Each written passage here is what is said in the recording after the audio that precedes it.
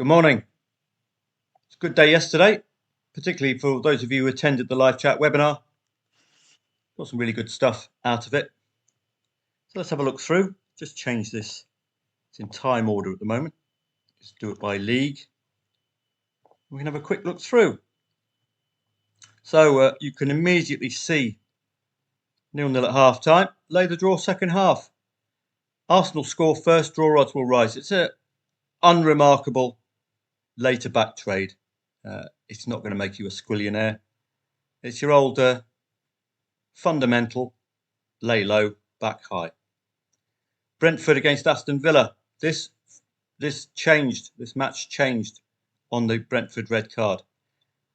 That opened the door up to Aston Villa to score 2 goals yet again in the third consecutive away match. So a really good play. I would have taken on Brentford anyway, 1-0 up, hoping that Aston Villa would revert to their 2 goals away from home. But the red card helped massively.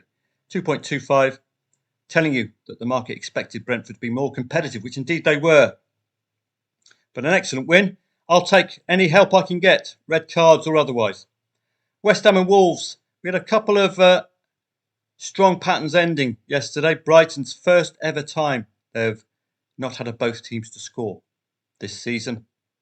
First time under Gary O'Neill that Wolves have failed to score this season. It's a really good performance from West Ham. Maybe Wolves a little shaken by 62,000, pretty much all of them Hammers fans. That's quite home support, isn't it? Spectacular. Kudos to Kudos with the opening goals. Really impressive performance, but this was the goal which would have got us a nice trade. But it was disallowed. What happened in the live chat at 2-0, you saw the impact of this goal. It took a while for it to be disallowed.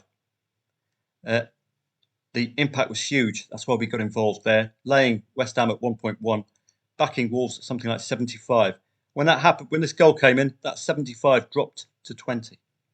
So we were involved, but alas, Jim Bowen, super smashing great, getting the goal for the Hammers to spoil our fun. Liverpool and Man U, I did tell you, a gross underestimation here by the market. This is a derby style match. 1.33, very dismissive. And we've seen time and time again, the market's getting it wrong, and we can be confident to disagree. How would you have profited? Perhaps just lay it at the off. Better yet, with a Liverpool opening goal. Good performance from Manchester United, all things considered.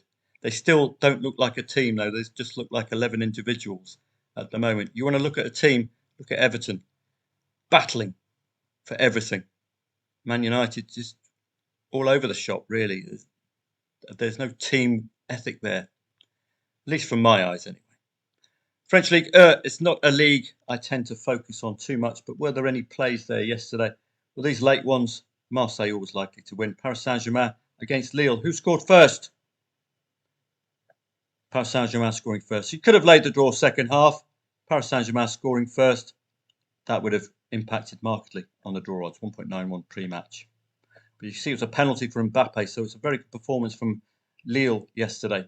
Freiburg and Köln. This was a live chat webinar pretty much which changed on any number of red cards, which you can see quite clearly here. So something in the water there yesterday, maybe a full moon. I'm not too sure. Laying the draw here, Freiburg. As soon as that Köln red card came in, Freiburg got stuck in. Prior to that, they were bitterly disappointing. But having said that, you could argue that Köln's defence was on top. Well, Bayer Leverkusen scoring 2+ goals yet again. Oh, has that ever happened before? Wow. 1.25 shot, 20-minute rule. No, Boniface wasn't reading the script. But this is your typical 1.25, 3-0, 3-1, any other home score. Bayern Munich, Stuttgart. I thought this would be tighter, but it wasn't. The top 3 clash, market getting this right, and Sir Harold of Kane doing his usual good work. Unlikely Bayern would have lost 2 consecutive matches, particularly that 5-1 mauling by Eintracht Frankfurt, which looked to be an anomaly, as you can see there. So the market getting that spot on, not taken at all by that 5-1 win.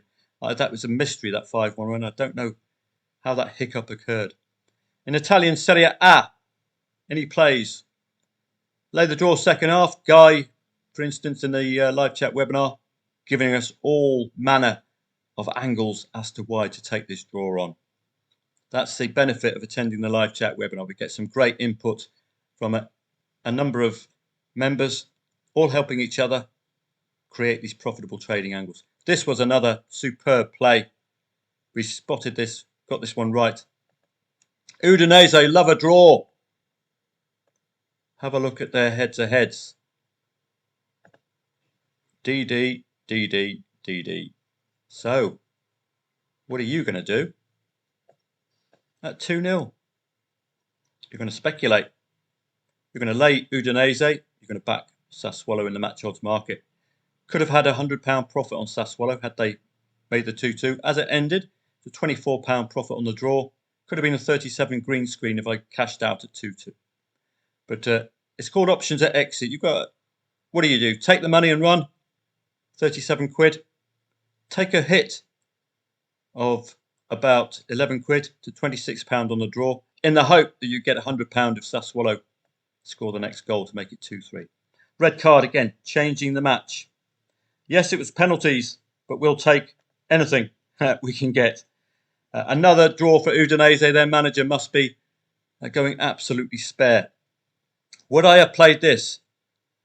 Yes, it's Roma, but it's 2.45 the favourite. Please acknowledge the market, because you'd be thinking special ones Roma might be able to get back into this. Lazio Inter, your typical derby style match. Was it red card affected as a number of matches were? No, they weren't.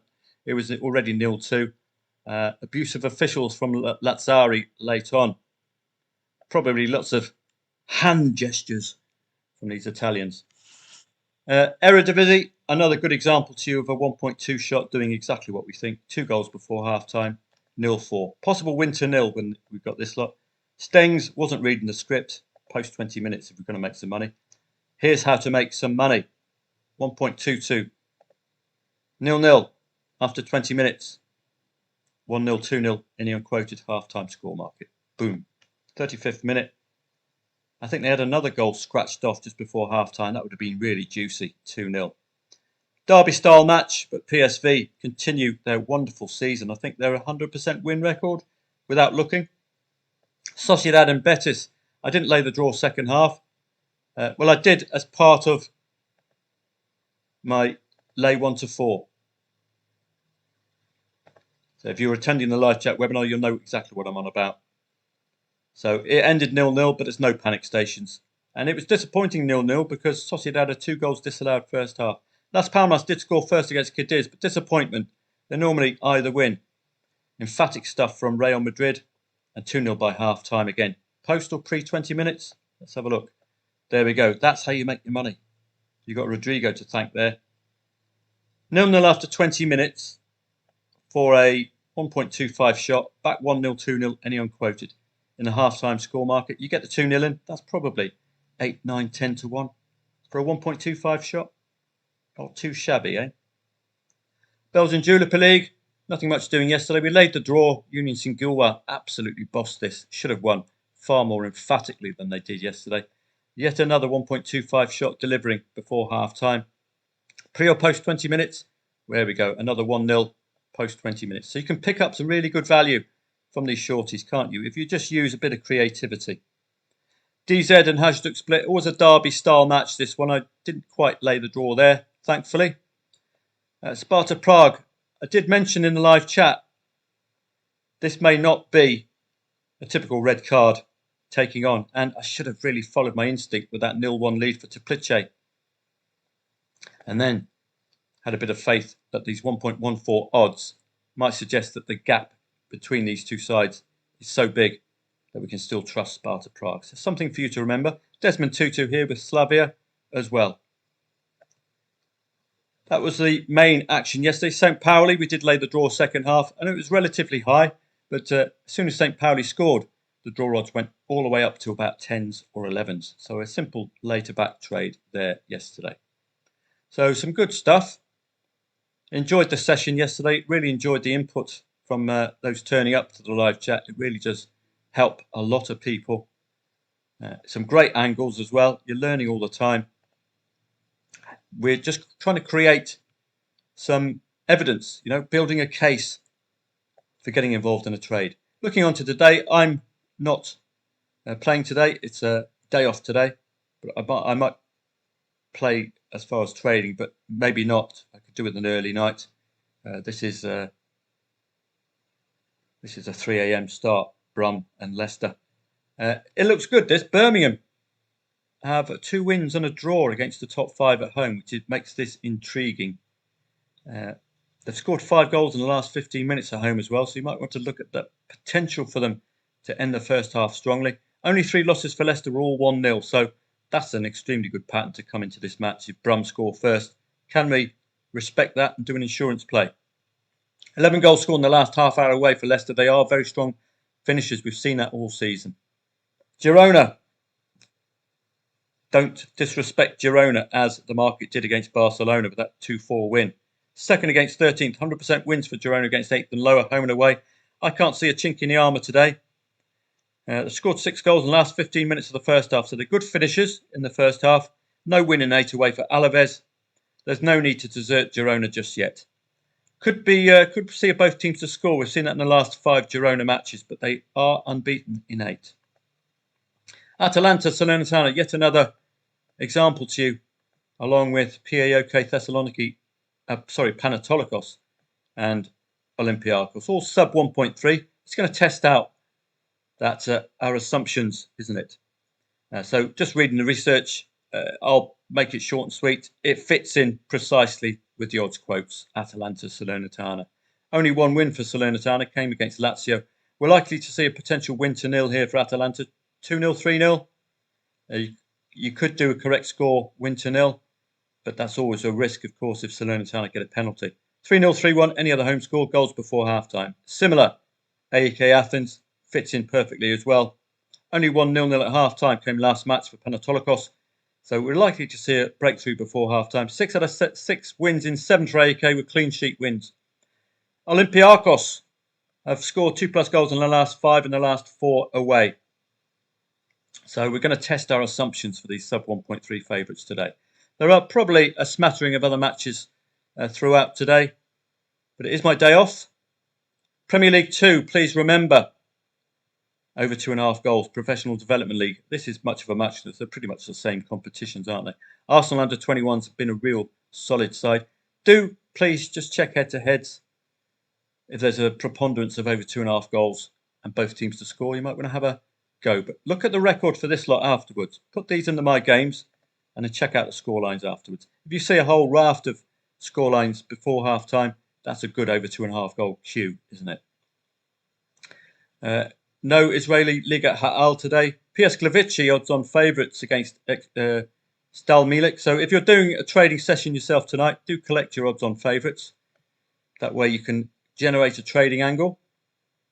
Fluminense, the old Mickey Mouse FIFA World Club Cup. Just an advert for Saudi Arabia, basically. You can see the Saudi Arabians really boosting their tourist budget, advertising the Premier League and all that. I won't be visiting anytime soon. That's about it for today. I won't be doing any Telegram or anything else this evening. I've got to take a day off. Extremely long day tomorrow. Good live chat webinar sessions, particularly Sundays, I thought was excellent.